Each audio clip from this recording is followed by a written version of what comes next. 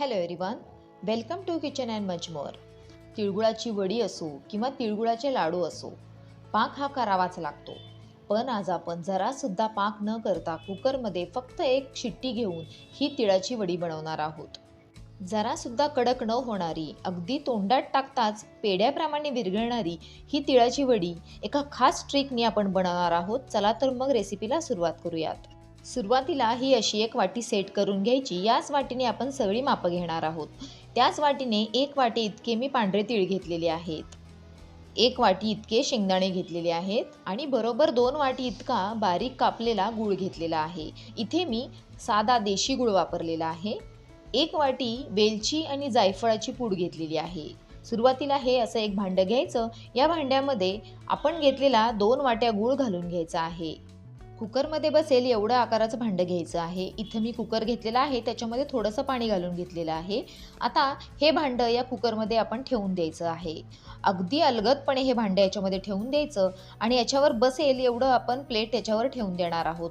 कुकरमधून वाफेचं पाणी या भांड्यामध्ये अजिबात गेलं नाही पाहिजे, अशा पद्धतीनं आपण याच्यावर प्लेट ठेवून द्यायची आहे. आता हा कुकर आपण गॅसवर ठेवून द्यायचा आहे. अगदी मध्यम गॅसवर आपण या कुकरला एक शिट्टी काढून घेणार आहोत. आता हा कुकर मी दुसऱ्या गॅसवर शिफ्ट करते. तोपर्यंत इथे एक मी कढई घेतलेली आहे. गरम झालेल्या कढईमध्ये 1 वाटी इतके शेंगदाणे घालून घ्यायचे आहेत. हे शेंगदाणे आपल्याला छान असे भाजून घ्यायचे आहेत.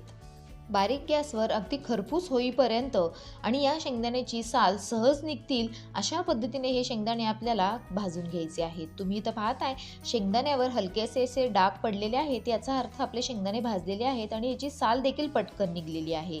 आता हे शेंगदाणे आपण एका प्लेटमध्ये काढून घेऊयात आणि थंड होण्यासाठी बाजूला ठेवून देऊयात. आता त्याच कढईमध्ये मी 1 वाटी इतके तीळ घालून घेतलेले आहेत. हे तीळ देखील शेंगदाण्याप्रमाणे छान बारीक गॅसवर आपल्याला भाजून घ्यायचे आहेत. इथे मी पॉलिशचे पांढरे तीळ घेतलेले आहेत, पण जर तुम्हाला मातकट रंगाचे गावरान तीळ मिळाले ना, तर त्याची तिळाची वडी अजून चवीला छान होते. हे तीळ रंग बदलेपर्यंत, छान चटचट आवाज येईपर्यंत आपल्याला भाजून घ्यायचे आहेत. हे भाजलेले तीळ आता थंड होण्यासाठी एका प्लेटमध्ये काढून घ्यायचे आहेत.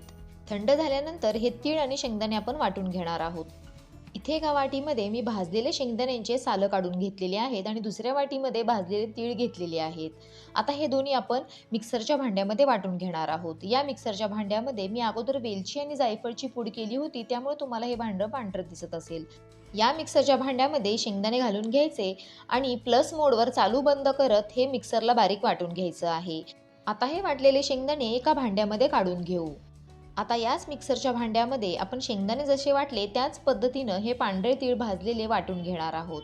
छान बारीक असे हे पांढरे तीळ आपल्याला भाजून घ्यायचे आहेत. अगदी थोडेसे तीळ मी बाजूला काढून ठेवणार आहे सजावटीसाठी. इथे मी पांढरे तीळ वाटून देखील घेतलेले आहेत. अगदी बारीक असे हे पांढरे तीळ मी वाटून घेतलेले आहेत.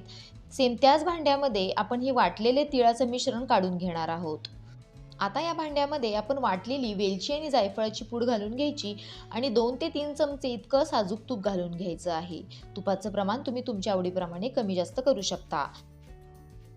इथे हा कुकरमधील गूळ मी बाजूला काढून घेतलेला आहे. गूळ देखील छान विरघळलेला आहे. आपल्याला पाक अजिबात करायची गरज पडत नाही. आता हा विरघळलेला गूळ आपण तयार केलेल्या तिळाच्या आणि शेंगदाण्याच्या मिश्रणामध्ये घालून घ्यायचं आहे आणि हे मिश्रण चमच्याच्या साहाय्याने व्यवस्थित मिक्स करून घ्यायचं आहे. अशा पद्धतीनं गूळ विरघळल्यामुळं काय होतं, आपला पाक पुढे देखील जात नाही आणि गूळ जास्तीचा शिजला देखील जात नाही. आता एक ताट घ्यायचं, त्याच्यामध्ये थोडंसं साजूक तूप घालून घ्यायचं आणि हे तूप आपण या प्लेटला सगळीकडे लावून घ्यायचं. आता याच प्लेटमध्ये आपण तिळाची वडी थापून घेणार आहोत. आता हे सर्व मिश्रण आपण चमच्याच्या साहाय्याने या ताटामध्ये पसरून घ्यायचं आहे.